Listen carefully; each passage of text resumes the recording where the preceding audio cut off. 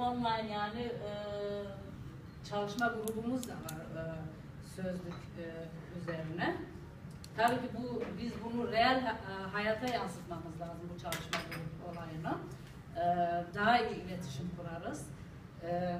Bunlar hepsi şimdi bizim bir eksikliklerimiz tabii ki. Şimdilik biz online alanda çalışmalarımızı yürütüyoruz. Şimdi sözlüğün hangi aşamasında olduğunu biraz evvel konuşmuştuk. Şimdi bu bölüm eksik. Biz bunu yapsak sözlüğü basabiliriz. Yani sözlüğün fiil kökleri var ve fiil gövdeleri var. Yani kelimelerin fiil gövdeleri var. Bunun 8 şekli var. D, T, It, A, Na, İya, Niya. Bu fiil gövdeleri oluyor. Yani 8 şekline örneğin ne kadar fiil eklenmişse bu kelimeleri böyle türememiz lazım. Bu eksiklik var. Biz bunu yaptığımız sözlüğü basabilir, yani baskı haline gelir sözlük. Şimdi biz bu eksiklikler üzerine çalışmamız lazım. Aşağıda ben o fiil gövdelerine dair birkaç örnek de vermişim. Ve bundan hariç fiil kökleri var yani. Bunu da parantez içinde şey yaptım. Bu fiil gövdelerinden hariç bir de fiil kökleri var. Bu 3 çeşit, 3 şeklinde parantez içinde ekliyoruz sözlüğe. Şimdiki zaman kökü, geçmiş zaman kökü, bir de istek emir gibi kökü deniliyor. Bu 3 şekil ile fiil gövdelerini parantez içinde yansıtıyoruz yani. Bu şekilde sözlüğe aktaracağız. Yani bu fiil kökleri eklenildi. Sadece üst bölüm, bu fiil gövdeleri 8 şekli, o eksik. Onu ekledikten sonra o zaman sözlüğümüz basılabilir yani. İlk aşaması tabii ki. İleride tabii ki ondan hariç tekrar kademe kademe geliştirilmesi lazım daha. Ama sözlük şimdi bu aşamada.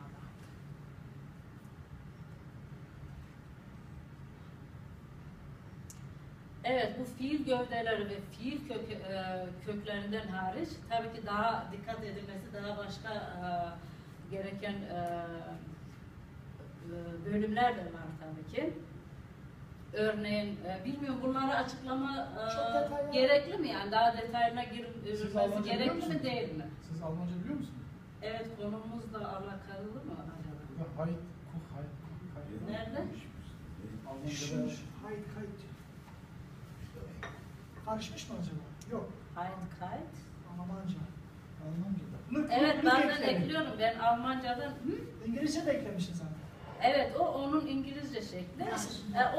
Evet, bu lük şekilleri var ya, Almanca'da hayt. Mesela übel, hayt ve de kayt. Übel, kayt mesela bulanma denilince. Yani bu onların kökü de öyle oluyor. Yani tercüme edilirse Almanca hayt, kayt oluyor. Bu lükler. Bizde iye, ene, ine oluyor yani. O bölüm yani Almanca'da hayt kalt ve İngilizce'de nes oluyor mesela. Yani o sadece bilgi amaçlı yani eklediğim onu. Tabii bu emir formu var yani başka bunlar hepsi sözlüğe eklenmesi gereken yani dikkat edilmesi gereken bölümler yani. O zaman tam şu eril dişiden biraz bahsedebilir misin? Bu çok toplumda bilinmeyen bir konu.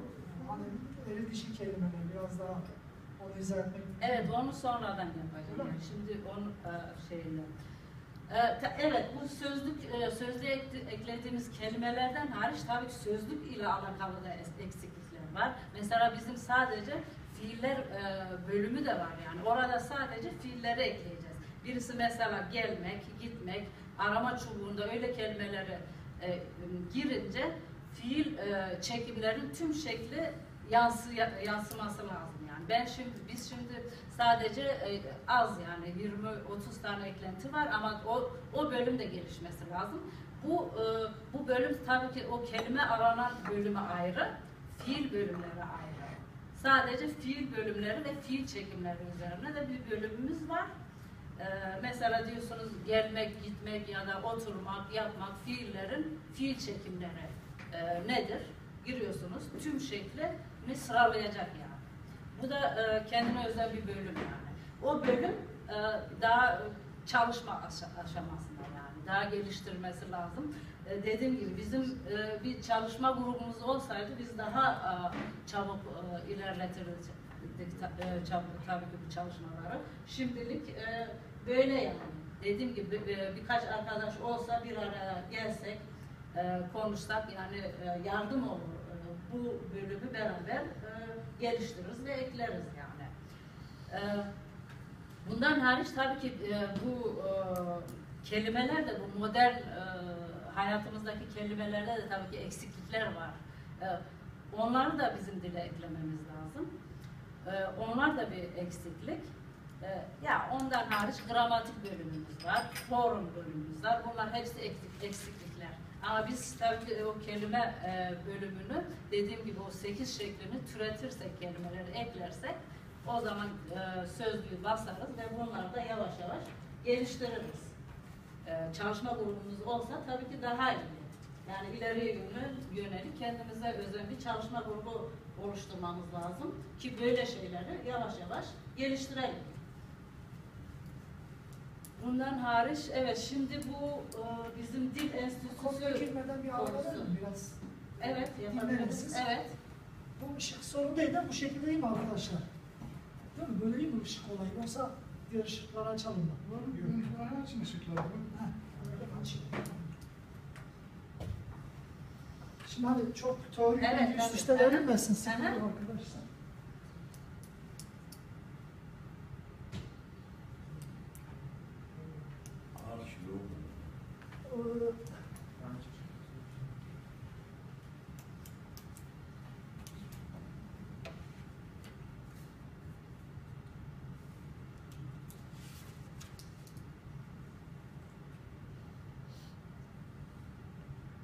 Şimdi tabii dil mazon se tengions'ını ta Hazaro 1916 1914 ve 1956 yıllar arasında Tevfik Şahin arkadaşımız Koçgiri Karabel yöresinden eski mahla olarak kullandığı isim Cefo Çarakız. Çoğunuz biliyorsunuzdur.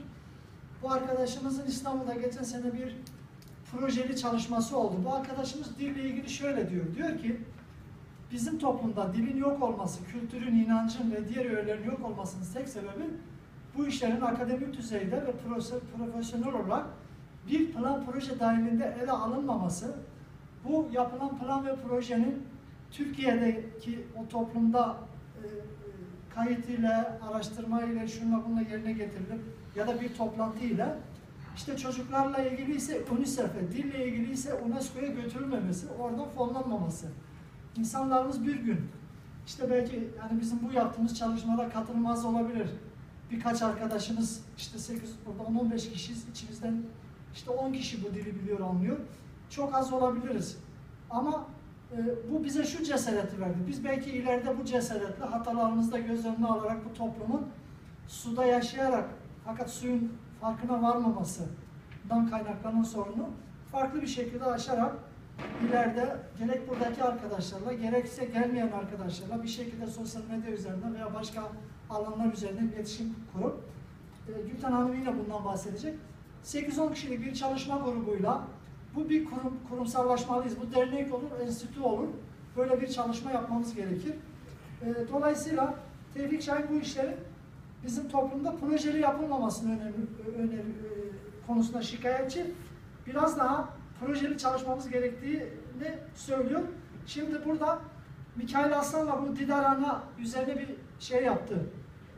Bir Melememi kasetinin CD çalışması yaptı. Orada konu Didarana. Didarana 1914-56 yıllarında Sivas'ta yaşamış. Adeta bir rahibe gibi, yani Alevi inancına sahip bir kadın. Hiç evlenmemiş ve bu kadının topluma öğütleri var. Yani çok önemsedim ben bunu. Araya girip hani dinlenmek maksadıyla bundan size artık Türkçe bilenler kusura kalmasın, Zazaca bilmeyenler kusura kalmasın. Ben söyleyeyim, kısaca onlardan da belki şey yaparız. Didarana o yıllarda şöyle demiş, topluma seslenmiş. Vayrıma hızuru. İstiyorsan sen hemen anında... Yok sen uzun mu sürüyor? Kısacık. Tamam sen de. Aslında nadina dua serdera. Karahu eve duara biya hurendi. Kanki ceronu ver vengdan uayre vengi estu zarveşira veng budu. Södür çeveri jiharur diyarur rev görora södür revra dua büke. Keramete feki keverenera bu anne bu buraya yirin büke. Diyor ki kendi inancınızla ve kendi ana dilinizle duanızı, inancınızı, itikadınızı yerine getirin. İnandığınız inancı, dili, ilim ve irfan yoluyla yani bilim yoluyla ele alın. O şekilde yolda gidin. Hondaki şikini mesu divanı kule nehaki uza efçino zürra iftirla fuzulunla dürşu çiyor ki nedi mevazemedi. Yalandan dolandan diyor uzak durun. İftiradan başkalarına töhmet altında bırakmaktan uzak durun. Kendi yolunuzu belleyin diyor. Bu şekilde gidiyor. Yani bir sürü öneride bulunmuş. Gerçekten bu kadınla ilgili bu destan okunmaya ve dinlenmeye değer bir destan. Yani çok burada dile getiremeyeceğim. Şimdi ben bir nefesle isminizi başlayın. İbrahim Ataş. İbrahim Ataş arkadaşım siz yani tiyatro falan mı yaptınız? Yani sanıyorum böyle bir esprili anlatımlarımız şu bu var. Evet. Bu konuda bize kısaca bir mesele anlatmak ister misiniz? Kısa katkı olarak yani şimdi dilinle ilgili değil yani böyle bir ara olarak daha sonra değil mi? Şimdi o zaman biz ne yapalım? Seninle devam mı edelim? Evet, devam edelim. O zaman sunumumuza devam edelim. Tamam. Biz şimdi bu dil enstitüsünde kalmıştık. Bizim için tabii kendine özel bir dil enstitüsü gerekli tabii ki. Hem bu çalışmalarımızı da geliştirmek için hem de yani dili geliştirmek için bize de tabii ki bu Zorlama Kırmançık üzerine bir kurumsal bir yapılanma ve alt yapı lazım tabii ki.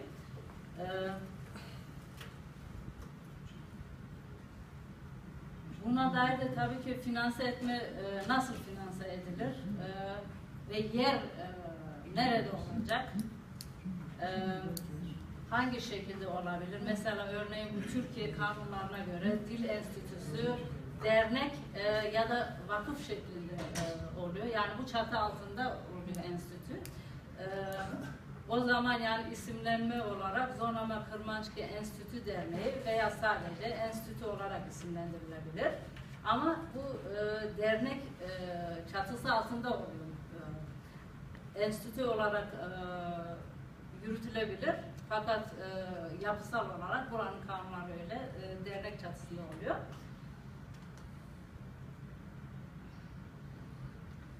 Evet, dil çalışma grubu da enstitü gibi bu da bizim bir eksikliğimiz. Bu da çok gerekli ve önemli bir konu. Eğer böyle bir çalışma grubumuz olsaydı tabii sürekli iletişimde de olmamız lazım. Sadece internet ortamında yani çalışmalar yapmak tabii kısıtlı. Reel hayatta da buluşmak lazım. Bir de süreklilik lazım. Bunlar hepsi önemli konular. Yani görevi ne olacak eğer bizim böyle bir çalışma grubumuz olsa? Dili korumak, sahiplenmek ve her alanda toplumumuzu o dil ve kimlik tanımı altında temsil etme yani. Bundan hariç kendine özel bir alfabe de oluşturulabilir. Ve alfabenin isimlendirmesi de tabii ki başka bir konu. Bunlar hepsi kendine özel bir yapılanma olabilir yani. Bu özen kelimesini herhalde Özen deyince Zorlama Kırmançık gibi yani o dil özen, dil tanımı altında özen diyor yani. O dil tanımı altında yapılan. bu sözcüğü biraz özen deyince öyle bir şey. Özgün olabilir tabii. Evet, özgün de değil. Özgün de diyebiliriz. Evet. Şimdi bu bizim böyle bir çalışma grubumuz olunca ayrı bir bölüm olarak sadece dili canlandırmak için yani ona fiksasyon olan bir ayrı bir canlandırma grubu da entegre edebiliriz ki dil bu konuya daha iyi endekslensin, daha zamanlama olarak daha iyi bir gelişim olsun yani.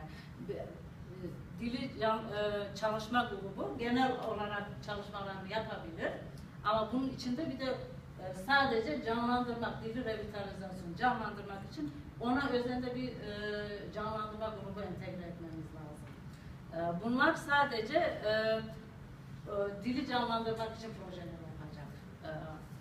Tabii ki baş planda çocuklar uygulanacak. Çocuklara aktarma önemli çünkü. Her şeyden önce dil çocuklara aktarılması lazım. Yani ona endekslenecekler. Bu dili canlandırma çalışma grubumuz dilimizi revitalize etmek için bir model proje de yapabiliriz. Bu ismi Master Apprentice Language Learning Program deniliyor. Bu proje Kaliforniya'da tehlikeli altında olan bir dil üzerine yapılmış ve başarılı olmuşlar bunlar.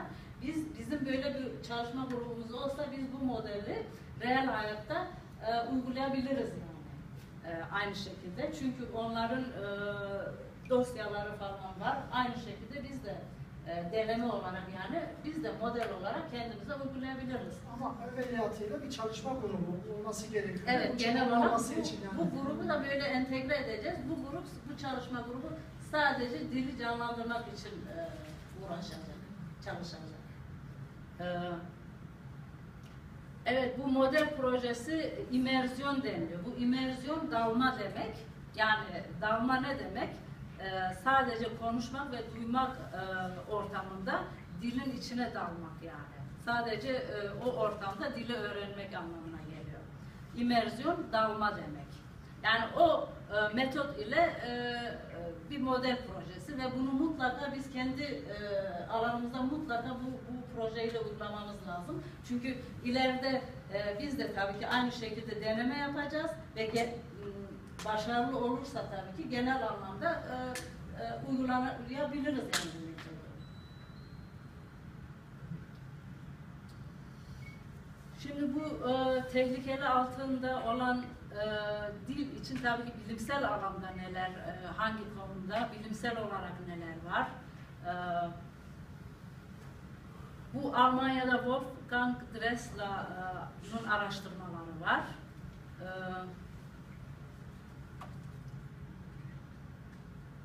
Onun modeli var. Bir